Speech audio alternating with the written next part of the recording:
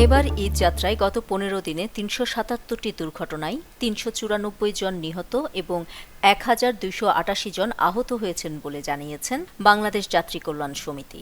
আজ সোমবার ঢাকা রিপোর্টার্স ইউনিটিতে আয়োজিত এক সংবাদ সম্মেলনে সংগঠনটির মহাসচিব মোজাম্মেল হক চৌধুরী এসব তথ্য তুলে ধরেন।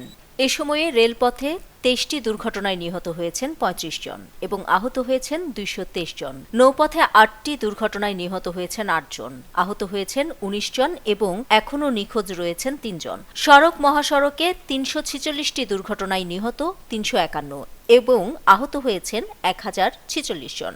সব মিলিয়ে সড়ক, রেল ও নৌপথে মোট ৩৭৭টি দুর্ঘটনায় প্রাণ গেছে ৩৯৪ জনের এবং আহত হয়েছেন ১,২৮৮ জন।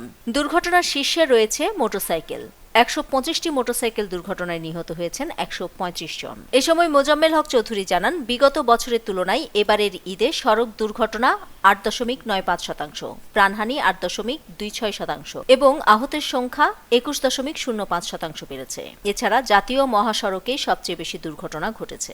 তিনি আরও অভিযোগ করেন, এবারের ঈদে বাস মালিক সমিতি ও শ্রমিক ফেডারেশনের প্রভাবের কারণে ভাড়া নৈরাজ্য, সড়ক দুর্ঘটনা এবং পরিবহন খাতে বিশৃঙ্খলা আগের ২ ঈদের তুলনায় বেড়েছে।